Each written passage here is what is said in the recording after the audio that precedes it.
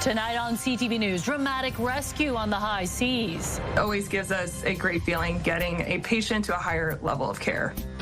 Cross-border mission, how crews teamed up to airlift sick passengers from a cruise ship. It just becomes that much more complicated. It's a logistical challenge to begin with, and even more so now. Surrey school overcrowding. This year, some students will do online learning from home. The pushback from parents. The most prevalent myth around addiction is that people are choosing to behave the way they are. From despair to drugs, the causes of addiction, how experts say we can combat the toxic drug crisis.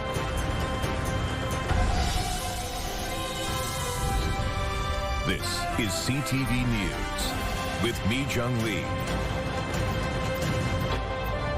Good evening, and thanks for joining us. We start tonight with an extraordinary rescue, an airlift from the deck of a cruise ship off the west coast of Vancouver Island. Search and rescue teams from BC and the U.S. worked together to evacuate 2 passengers suffering medical emergencies. CTV's Ben Nesbitt has the story and the dramatic video. Yeah, it looks like the big green area aft of the bridge.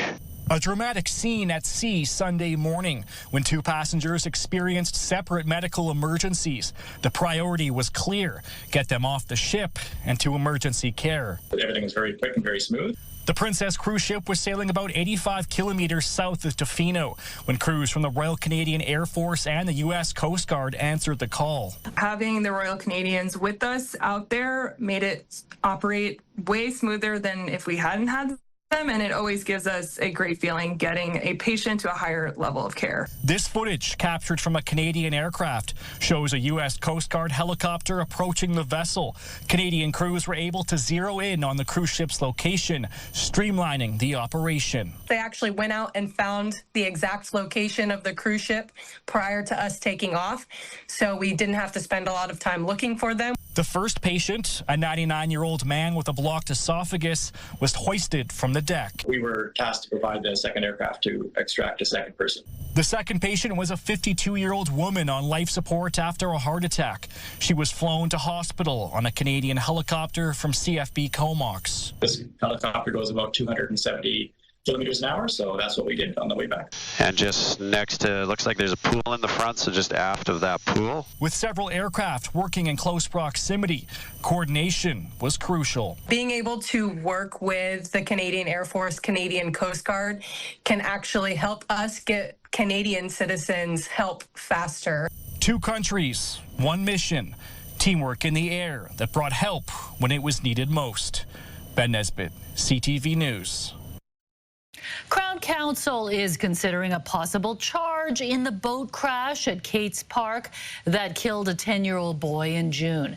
Police have now forwarded a report to Crown in connection to the crash that killed Lionel Hall and injured another child. Meanwhile, police are investigating a shooting targeting the North Vancouver home of a man who was arrested and released in the case. Police say witnesses heard gunshots around 4 a.m. Sunday. The home was occupied, but no one was hurt. A heat warning is in effect for the Fraser Canyon as well as the South Okanagan, where temperatures into the high 30s are expected to continue this week. This as the Sailor Bar fire near Hope has triggered evacuation alerts for more than 80 properties. Temperatures in the Fraser Canyon, including Lytton, could hit 39 degrees with no relief until the weekend. With high temperatures and no rain in sight, fire crews will stay on high alert. Metro Vancouver has issued an air quality warning in the central and eastern Fraser Valley due to smog or ground level ozone. Heat advisories have been expanded to include 4 special weather statements on Vancouver Island. So we're looking at temperature recovery that's not going to really take place at night as you would expect. So combined with those daytime highs, we've got these alerts out, and the population should be taking the precautions necessary. Environment Canada says the streak of hot weather could last until at least Thursday. The advice, if you're traveling to any regions affected by the heat warning, is to stay hydrated, cool, and be in the shade or air conditioning whenever possible. The government has released what rental increases landlords will be allowed for the next year. While the market has softened recently, housing is still a major financial burden. And advocates say the province has to do more to make sure rents aren't hiked when tenants move out. CTV's Rob Buffum reports. Maria Kuzmenko and her mom live in a Victoria apartment. They're relieved to learn next year's rent increase is capped at a max of 2.3%. Because when we moved in here, like the previous landlords, they were paying like way less because they started renting way earlier, right? The province announced Tuesday its annual cap will again be tied to inflation for 2026. It's lower than the 3% increase landlords were allowed to raise rent this year, or the 3.5% in 2024. That affordability challenge that residents across BC are facing continues to be top of mind for us. You see people now at 21, 24, 27 that still live with their parents, and it's hard for them. For UVic students facing a new year, every penny counts. Any drop is good because, year over year, even just a % difference adds up. Landlords are less enthusiastic. Although they're pleased increases aren't capped below inflation as they were in 2024 and 23 and aren't frozen at zero like they were during the pandemic. They say the province needs to help landlords given other escalating costs, including utilities, taxes, and strata fees. We think that the government needs to take certain actions to help curb costs of housing providers, including things like reducing the property tax burden for rental housing providers. Meanwhile, rental advocates say the whole system needs an overhaul, including steps to ensure rent doesn't spike between tenancies to incentivize evictions. They want to see landlords have to apply to increase rent. We're putting a Band-Aid on a gaping wound, and what we really need is significant rent control and changes to how we do affordability across the market. The rent cap increase kicks in January 1st. Landlords need to give tenants 3 months' notice. Rob Buffum joins us live from Victoria. And Rob, what else did the group Landlord BC say about the impact of this rent cap? Well, Mi Jung, they're still lamenting the government changing the rules prior to 2018 to prevent landlords charging inflation plus 2%. It's been lower since then. So as I say, they'd like to see a return to that or those steps to help out landlords like providing tax breaks or ensuring that all utilities across the board don't go higher than inflation. I guess with rent as expensive as it is and everything increasing in costs, it's hard to keep anybody or everybody happy. Mi Jung. Rob Buffum reporting live tonight from Victoria. Vancouver Mayor Ken Sim is responding tonight to allegations raised by the city's integrity commissioner that he broke the code of conduct. I'm focused on actually making this place a better place and directing all of our efforts into, bringing up issues that can improve the lives of Vancouverites. If other elected officials want to start, filing complaints based on technicalities, they're within their rights, but we spend our time on more productive matters. The Integrity Commissioner says Sim, along with 7 ABC Council colleagues, breached the city's code of conduct by holding closed-door meetings about things that should have been discussed in front of the public in council chambers. Sim adding today that his team does their homework before debating the issues in public. Turning now to the overcrowding problem in Surrey schools. This year, the district is rolling out a hybrid remote learning model. It's the latest move in a city struggling to find space for students. CTV's Martin McMahon has the story. Empty halls, empty seats in empty classrooms. A far cry from what schools will look like next week in portable-plagued Surrey for back to school. We have almost 16 elementary school worth of students doing school in portables, and that was a gradual growth. So to answer your question, because I've kind of sidetracked here, It's a dissatisfactory answer because I don't think that it actually reflects the reality. This is the inside of a new modular expansion at Woodland Park Elementary, which will add 400 new seats this September amid record immigration approved by the federal government. Between June of 2023 and June of 2024 alone, British Columbia's population exploded by nearly 200,000 additional people in a single 12-month period. I challenge anyone to find a jurisdiction, maybe aside from China, that could build that quickly. And just on note of, because I commented on China, I will also say that they sacrifice and compromise a lot on safety. But the BC Conservatives ask how it's even come to this. The district has been growing year after year, and that's not a surprise to anybody, and it shouldn't be a surprise to a government that has 8 years in power. Surrey is launching a pilot program this year to experiment with hybrid online and in-person learning, in addition to staggered start times already in place at some schools. But it doesn't always work for families. And this idea that it's acceptable to add on to schools when we don't have actual classrooms has been allowed. It has really gotten beyond the ability to kind of rein it back. In all, Surrey schools will see 725 new seats this September, with construction on an additional 2,300 seats beginning this summer. Martin McMahon, CTV News, Surrey. The federal government announced that BC is set to receive more than $326 million this year to help fund community infrastructure projects. These funds will help local governments undertake the projects that address the local priorities now and for decades into the future. This is a generational infrastructure that we're collectively investing in here in Surrey. Housing Minister Gregor Robertson making the announcement in Surrey today. He says one of the projects that will benefit from funding is Surrey's Tomanowos Park, which will receive a new sports field and safety upgrades. The goal of the funding is to help local governments respond to population growth by investing in infrastructure that supports housing and community livability. A man has been found guilty of second-degree murder 4 years after stabbing his girlfriend to death at Metrotown. Homicide investigators say Everton Downey was convicted last week in connection to the murder of 25-year-old Melissa Blimke. He was charged in January 2022, 1 month after the North Vancouver woman was fatally stabbed at the mall. Downey, now 34 years old, will be sentenced in the coming weeks. Investigators are calling this case a tragic instance of intimate partner violence.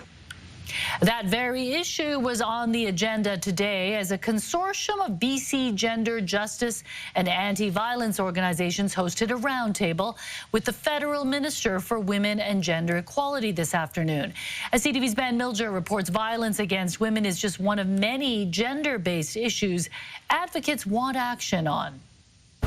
Groups from right around the province welcomed Minister Reshi Valdez to an office here in East Vancouver to share concerns about gender equality and women's rights being eroded in Canada in 2025. Minister Valdez and her staff listened intently as various organizations discussed issues including intimate partner violence, femicide, and online harms targeting teen girls. They told her BC's high cost of living and housing crisis leave women feeling trapped in unsafe situations with abusive men. And they say Ottawa's National Action Plan on Gender-Based Violence has not gone far enough. We're a little bit nervous about where this country's going around gender equality right now and addressing violence against women. The signals aren't looking great, so we wanted to look in her eyes and to make sure that she understood what's at stake. Other issues raised include the high cost of childcare and the slow rollout of $10 a day daycare, which advocates say keeps women out of the workforce, making it harder to escape abusive relationships. We will not achieve gender equity and gender justice if we don't have further investment into high quality, affordable $10 a day childcare where the educators are valued and compensated. While the groups that took part in the roundtable shared serious concerns, they also expressed optimism that Minister Valdez will be able to make them a priority in Prime Minister Mark Carney's cabinet. Ben Milger, CTV News, Vancouver. Police in New Westminster are searching for a man and woman linked to an overnight theft of audio equipment from a senior's home. The suspects were caught on security camera struggling to push the equipment out of the building near Colborne Street and Glover Avenue. Staff reported the theft on August 9th. Police say most of the equipment which residents use to make music together has since been recovered. They believe both suspects are around age 30.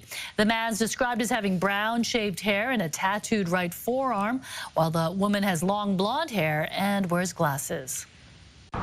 Police in Westminster are also searching for two suspects in a stranger attack. They say it happened Sunday night on Boyd Street near the ICBC lot around 9:30. The victim was taken to hospital with a head injury after reportedly being struck, punched, kicked, and robbed by two people. Investigators are seeking possible witnesses as well as surveillance or dashcam video from the area Sunday night. A 12-year-old boy has died on Vancouver Island after being hit by a teen driver who was reportedly speeding. It happened around 8:30 last night in the 4100 block of Hillbank Road between Shawnigan Lake and Duncan. RCMP say the boy was rollerblading with family members when the driver of a Honda Civic lost control and struck them before hitting a telephone pole. The driver and a passenger of the Honda, both 17, were taken to hospital with minor injuries. Mounties say speed played a factor in the tragic incident and they do not suspect alcohol was involved. A little more than a year after it began expanded operations, for the first time, we're getting a look inside the Burnaby terminal for the controversial Trans Mountain pipeline. This is where TMX ends and where oil from Alberta is shipped out to destinations including China, Japan, Korea, and the U.S. You'll recall the federal government bought the pipeline in 2018 and twinned it at a cost that ballooned to $34 billion. Despite that potential, the pipeline currently operates at about 85% capacity. And the man who runs it tells CTV's chief political correspondent, Vashi Kapelos, the priority should be to maximize that output before building new pipelines. It's much harder to build another one of the, another TMX somewhere. And for that reason, optimize the kit that you have, which you can do in steps over time, and then add capacity as it's needed. And then you have time to evaluate the bigger issue, which is, do you need another pipeline somewhere? A recent report by a financial group in Alberta says the pipeline has delivered an estimated $12.6 billion in new revenue. Oh, gosh. A hefty fine for a North Vancouver man speeding in his mother's Lamborghini. What? You're saying hi. Look at that. A breathtaking whale encounter. Boaters near Gambier Island wonder if the orcas were trying to communicate with them. When CTV News continues, stay with us. Now to what appears to be a friendly and rather surprising visit for some boaters in Howe Sound. While a group of friends and family gathered for a yearly reunion, they were joined by a family of orcas. And of course, it was all caught on camera.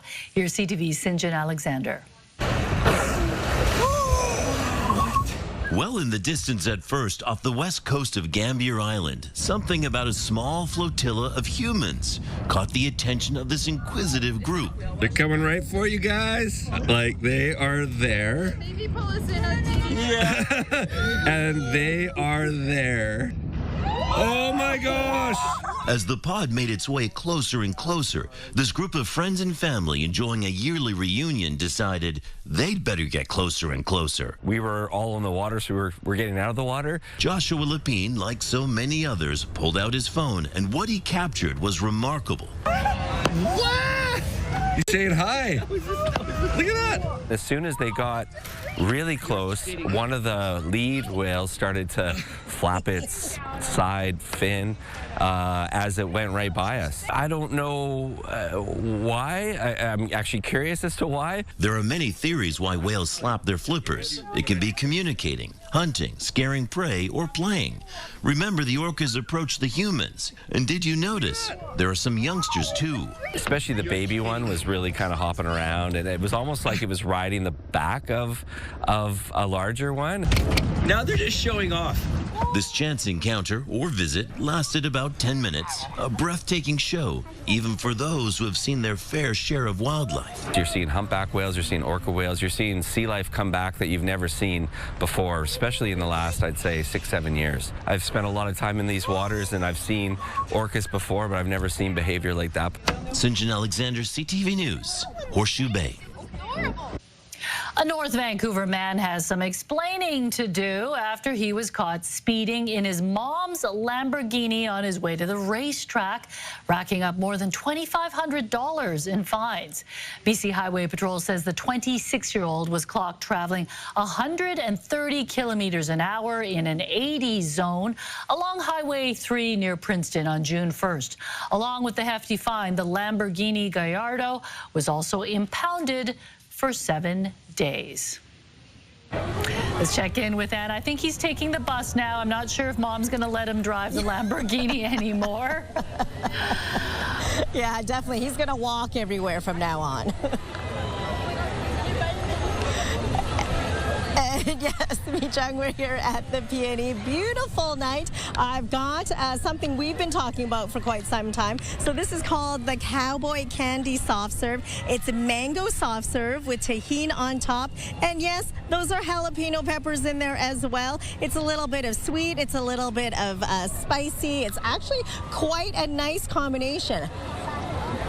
I'll have to dig into the jalapenos peppers a little later because I don't need to add to the heat that we're seeing right now. We saw a high of 26 degrees today. This is what we can expect as we head through the overnight hours. It'll be another mild one, clear and calm. Into tomorrow, it's going to be another warm one. Sunny skies, and we'll see temperatures between 23 degrees near the water and 28 degrees inland.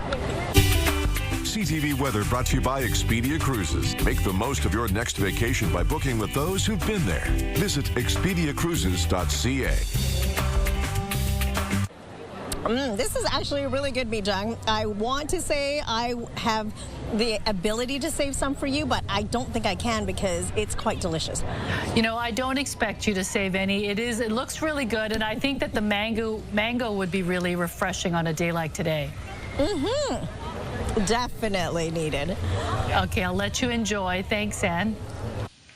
Well, it's not Boxing Day or Black Friday. It's the annual sale that always draws long lineups in downtown Vancouver. Also ahead, Canada is dropping counter tariffs on American goods in September.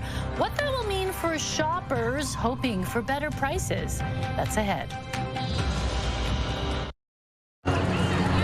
Christmas came early for fans of the clothing retailer Aritzia as hundreds flocked to downtown Vancouver for one of its biggest sales of the year. People lining up early this morning for the annual warehouse sale at the Vancouver Convention Centre. The public sale began today and runs until Labor Day, but yesterday was reserved for friends and family to get a head start.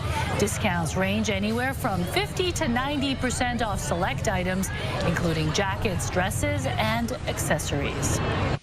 Turning now to the latest on the trade war and Canada's decision to lift most retaliatory tariffs on U.S. goods. It's bringing relief to shoppers who could soon start seeing prices drop, especially at the grocery store. CTV's Dave Charbonneau reports from Ottawa. Did you find everything you were looking for? Yeah. At Cedars & Co. Food Market on Bank Street, they've had to shift away from offering American produce and goods. We have had to transition because of the tariffs. Back in March, the Carney government imposed counter tariffs on a long list of American goods, including coffee and tea, orange juice, tires, shoes, and electronics. When the tariffs came in, we saw a huge rise on dry goods as well as product lines in the produce area. So from anything that came in from the United States, oranges went up significantly up in price, so we transitioned. South Africa, Argentina, Ecuador, Portugal, Morocco. I like to know where my products come from.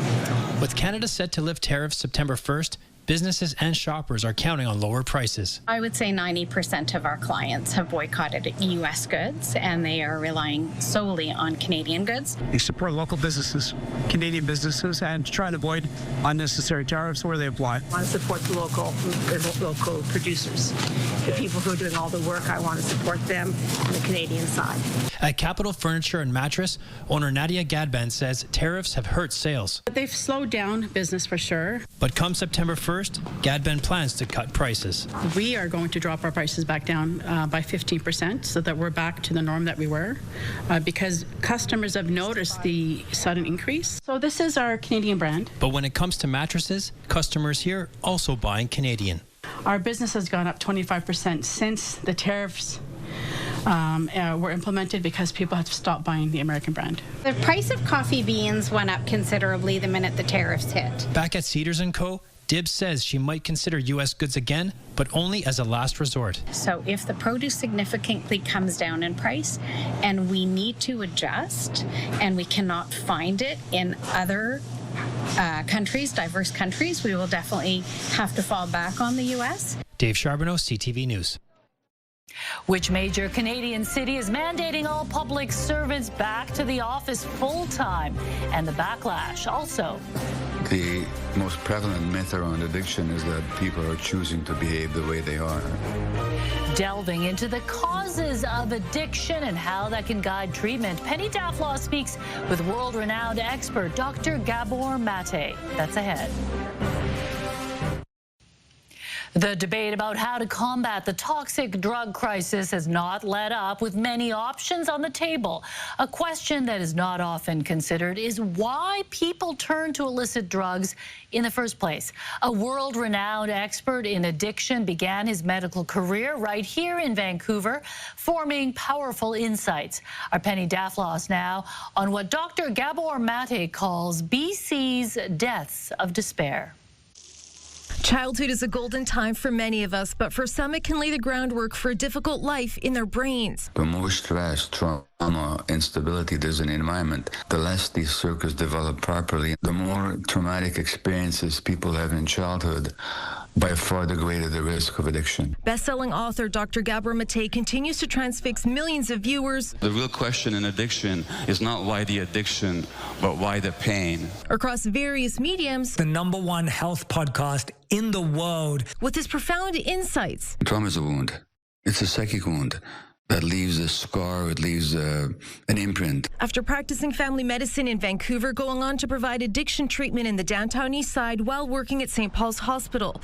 CTV News reached the world-renowned expert on the Gulf Islands. Both the science and the empathy is missing from the public discourse. There's been no shortage of rallies and backlash against BC policies like safer supply and supervised consumption sites. This is about the street disorder and the disorder that surrounds the overdose prevention site. We should be helping them get off the drugs and not just having a location for them to use the drug. The most prevalent myth around addiction is that people are choosing to behave the way they are. He points to multiple studies and research finding poverty and lack of emotional care can impact children and our society. The more inequality there is in a country, the more addiction there is, the more illness there is, and the more hostility there is. Mate wants to see education for doctors, police, teachers, and the public about risk factors and how harm reduction measures aren't a solution, but a way to reduce the spread of disease and preventable deaths and connect with those who are suffering. People are desperate to soothe their pain, so desperate that they even take the risk of taking lethal medications. But what is that if not despair? When viewed through Mate's compassionate lens, British Columbia records on average 5 deaths of despair every day. Penny Daflaw, CTV News, Vancouver. It is the end of a work-from-home era in Ottawa. Starting in January, the city will require all of its staff to work in office 5 days a week. The city's announcement comes 1 week after Ontario's premier ordered provincial workers to return to office full-time by January. Ottawa's city manager says the move is aimed at strengthening culture and building public trust in service delivery. Several councillors say they were surprised by today's decision and they don't agree with it. It's really important to understand that for a lot of those city workers who are working from home, they're doing great work. At no point in the course of the last 2 or 3 years have I had any difficulty getting great work out of city staff. I don't think that this is a productivity discussion. Data from StatsCan shows out of all major cities, Ottawa has the lowest number of people working in office. Since October, hybrid employees have only been required to work in office twice a week. A class action lawsuit has been filed against Air Transat following the Air Canada flight attendant strike. The passengers involved in the lawsuit believe Air Transat took advantage of the strike to inflate its prices. The plaintiff says she and her husband were supposed to fly back from Barcelona, but their Air Canada flight was canceled. They claim they spent more than $5,000 on 2 one-way tickets with Air Transat to return to Montreal. Air Transat says it is aware of the class action but declined to comment. A massive dust storm swept through Phoenix, so powerful it even grounded flights. Also ahead.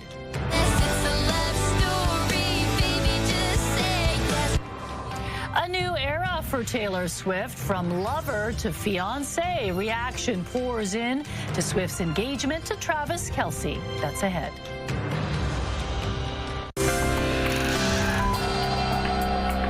Taking a look at today's markets, the Canadian dollar traded for 72 cents to the American dollar.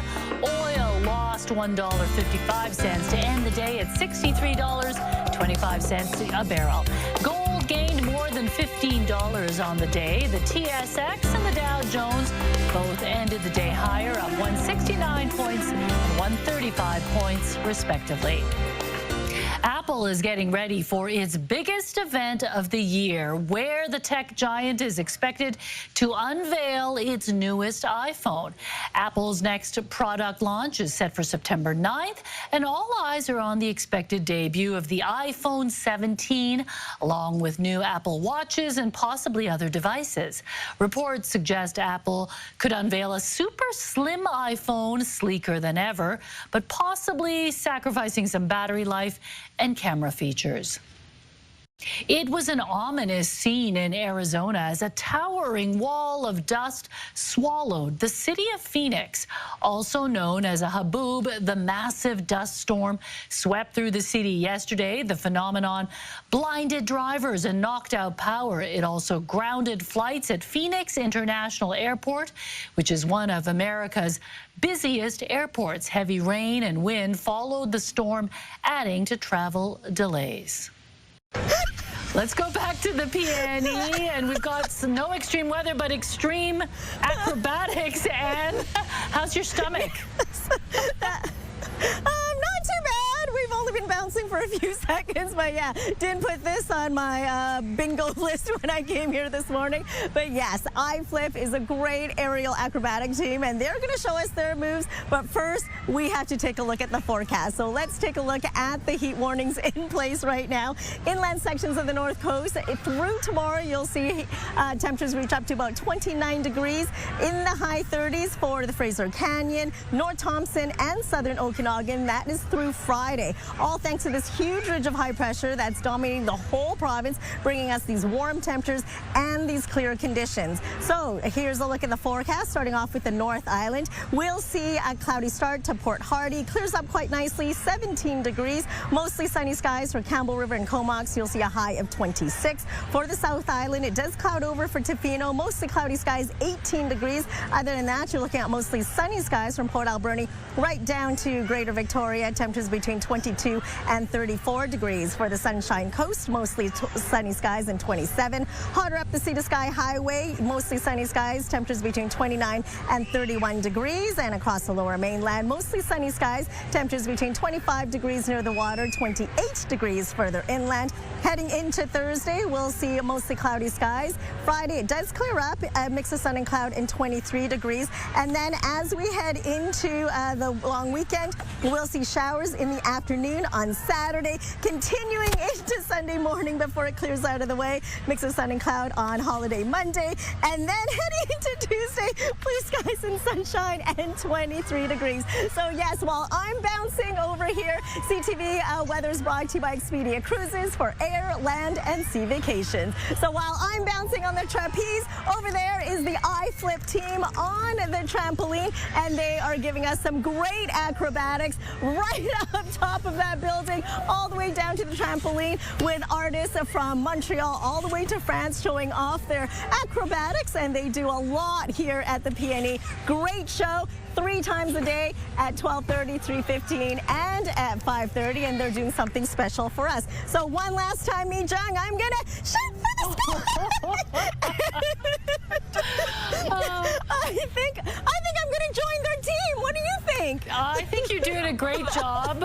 You know, everyone says you've got a bouncy, bubbly personality, Anne, so this is perfect for you. Better you than me. I'm a shoo-in. All right, thanks a lot, Anne. It's a love story, and she said yes after 2 years of dating. Taylor Swift has found her endgame. The pop icon is engaged to NFL star Travis Kelce. As CTV's Andrea Case reports, Swifties were enchanted when the pair announced the happy news in a joint Instagram post. Travis Kelce proposed and Taylor Swift said yes. And fans in Toronto couldn't be happier. Yes! Oh, they're engaged? They're engaged. Wait, actually? Oh my gosh. Have a good life with her husband. Some good advice. What advice would you give him with her? Be nice. One of the world's most famous couples announced their engagement on Instagram with the caption, "Your English teacher and your gym teacher are getting married."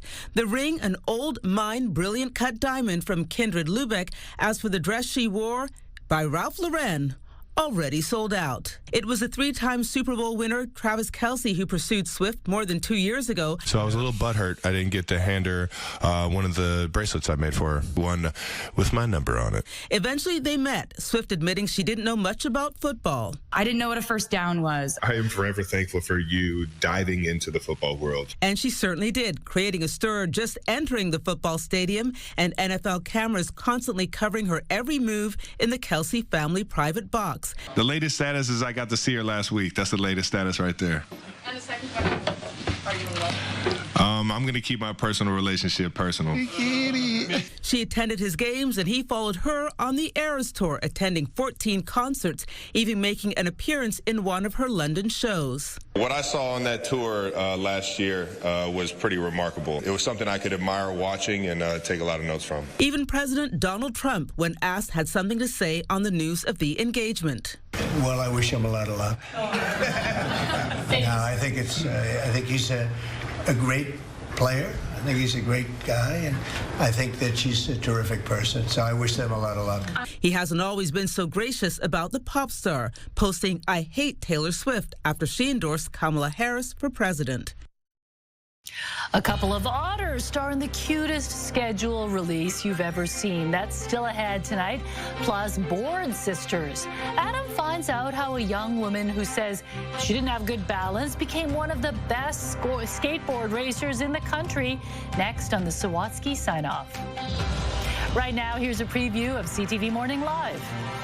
Back to school is inching closer, and concern is growing over a new trend. Wednesday on CTV Morning Live, what parents and educators need to know about vaping before the first bell rings. Also, the hot real estate market has cooled. The options you have if your pre-build is now appraised for less than you bought it for. We'll have tips and more. That's tomorrow on CTV Morning Live. We'll see you then. News, weather, and traffic. It's everything you need. CTV Morning Live, weekdays 6 to 9.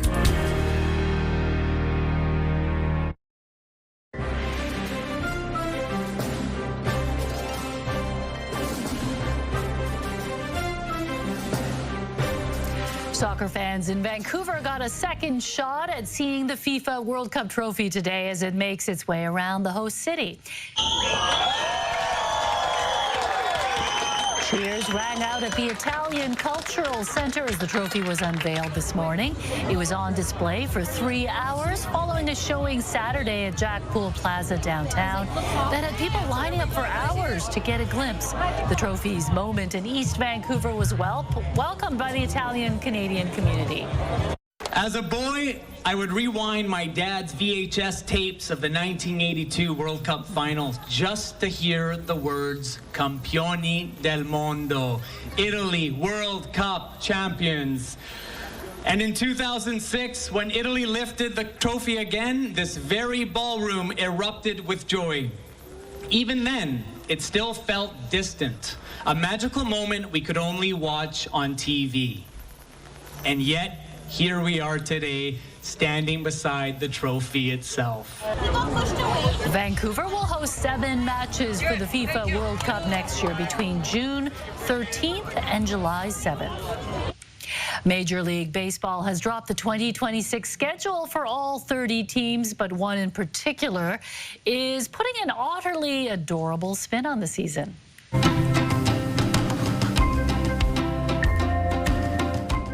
Two otters at the Seattle Aquarium starred in what the Mariners are dubbing the cutest schedule release ever.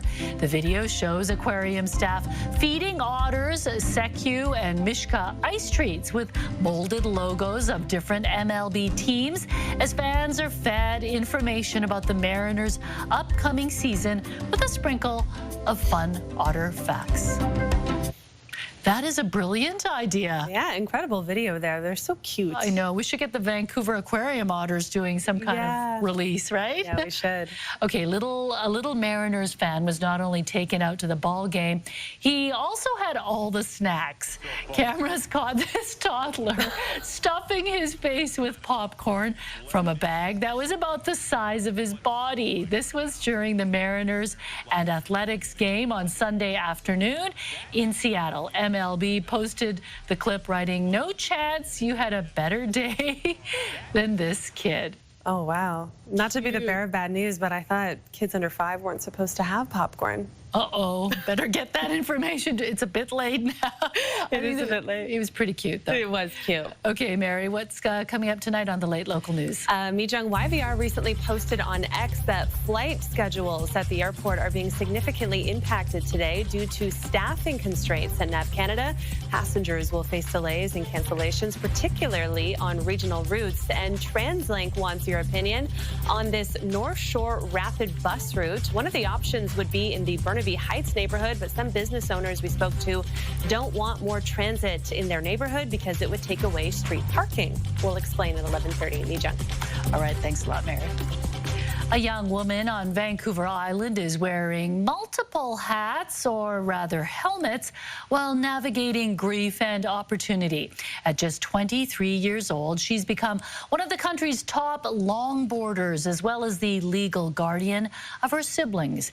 Adam explains in this Encore Sawatsky sign-off.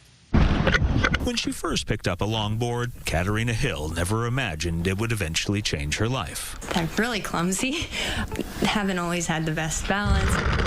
But she didn't have any other vehicle, so she just pushed herself around town. It's like, oh gosh, like that's so much better than walking. A couple months later, a friend sent her a video of downhill longboarders as a joke, but Katarina was inspired. It's like, oh, I would love to learn that. So every day, Katarina took every opportunity to teach herself to ride before meeting a community of boarders who gave her the confidence to race. It just kind of exploded from there. While Katarina was exploding to become top-ranked woman downhill longboarder in the country, it felt like her family was imploding. Katarina and her younger sisters lost their dad to a stroke, and then their mom died from cancer. When my mom passed, all my friends in the community, they just kind of came over to my house and started helping out a whole bunch, and it meant so much to me. Now, the 23-year-old is her siblings' legal guardian, and although she spends her days balancing a full-time job with caring for 17-year-old Rose and 12-year-old Tasia, Katarina still makes time to skate. Help, like, take my mind off all the negatives.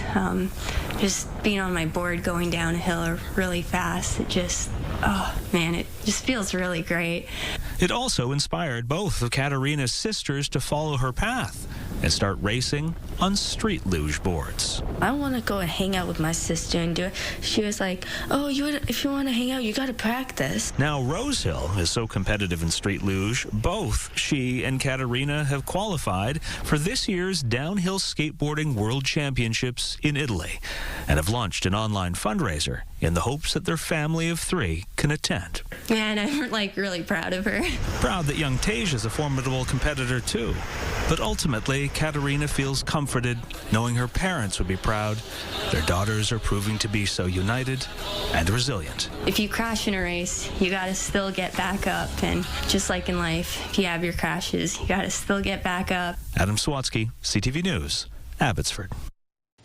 Looks fun, but dangerous. I know. That takes a lot of coordination. I hope she's okay. They're fearless. Okay, let's go out to Anne, who is also fearless. Yeah. And you were bouncing up and down like no one's business. It was great. Yes, I worked up an appetite, so I thought, what is the biggest thing I could get here at the PNE? Take a look at this full squid from the Squid Shack, nicely deep fried. And yes, it is going to go in my belly, and I was told it is delicious. Oh my gosh, that looks amazing. And it is. Wow. That's a lot of squid. It is a lot of squid. All right, thanks, Anne. Thanks for joining us. Mary's back at 11:30. Good night.